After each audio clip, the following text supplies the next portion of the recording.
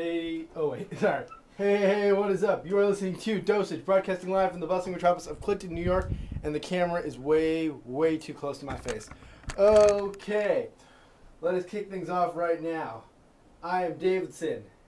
I'm behind the boards because K-Tron is not in the studio. I don't know what he's doing, but he ain't here. But we have an in-studio guest.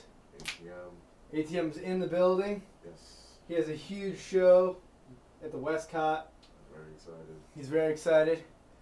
As far as shows, oh wow, the camera started. The camera's like super off. Okay, whatever. As far as shows go, oh by the way, you can find us on YouTube and on Facebook. Woo! Okay. Anyway, as far as shows go, ATM has been, you've been kicking up the show number in recent. Yeah. In a big bad way. You had. It's funny because a lot of people, because of their age, don't remember when I was a sophomore, traveling around with the Downbeat Keys. Like they essentially went on tour at one point during my sophomore year, and I got a chance to open for them, fill in for one of the lead singers, and that's honestly when not only I learned like how to perform like in front of crowds, but like B, that's when like I was actually doing stuff. Like I got to perform a lot of my own music in front of a lot of different people. Like went to like Bates College, GW, Cornell, just a variety of places. Conn College. Back when Gin and Juice used to be off campus at Jack's Barn, like it was crazy. So like this has definitely been the best opportunity for me to have been like performing all over the place since then. But like this is nothing compared to what they used to do. Like seriously. Yeah, I gotta say, I talked to you a couple. I think like what was it? Like 2 weeks before you did the Omen show. Yeah. And so we're walking across the bridge, and you're with somebody, and I'm like, "So, you excited for the Omen show?" And of course, you're gonna get response like, "Yeah, I'm excited for the Omen show." But the way you said it, like it was like a dog with a piece of steak. You were like, "I am ready." Like you were like so like, and when you got up there, man, it's like when I see you, it's like every time I see you, it's like you get progressively better and better at like the way you control a crowd. It was crazy. You had literally grown men coming up on stage dancing for no reason. I mean, like, you should have seen what I saw, man. This that what was it? You did Jesus Christ, I'm blanking out on the Halloween thing. That was dope, man. The Halloween show that you did. Oh yeah. That was dope as well. Nah, cause like I think it was just crazy because I definitely had that in my head. Like I think I did a decent job at Gin and Juice, but I could have did like 50 times better. Like there were a lot of points where I definitely wanted to just step my game up. So I ended up just like really focusing on what I wanted to do for the Omen.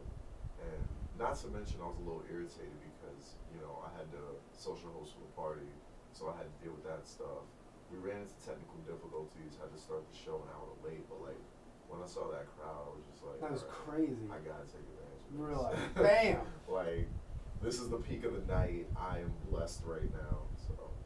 Okay, let's just talk about just some general things. I want to just get your thoughts on this. Absolutely. I remember listening to you over March break for like 3 hours on a show at a UMass Amherst called Shay's Rebellion, and you said something which, in terms of you're part of the tradition because you rap, so you're inherently part of the tradition. At least that's my opinion. And really good question somebody asked you, and it's the classic question. Yeah. It's like a little bit like the Rolling Stones or the Yeah. Beatles. Is Pac or B.I.G.? Oh yeah, definitely. And who did you say? I said B.I.G. because I don't know, like for me, a lyricist is somebody who's lyrical, somebody who gives you something on the mic. I think Pac was more of a persona. I mean, and don't get me wrong, I mean, I might sound outlandish for saying this, but he reminds me of Rick Ross in the sense that but that's the thing, like his persona, I think, overpowers his music. I think if he doesn't have the persona that he has, his music is nothing. Whereas B.I.G. is just making powerful music.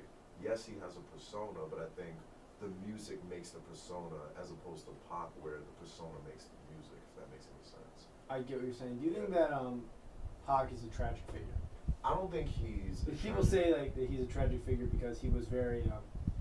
he was really in the conscious mode, the revolutionary mode, and then when he went people say when he went to death row, it was all lost, and he just became crazed and out of control. It's funny because I think Pac is a product of American society, and I feel like hip hop is a tragic art form.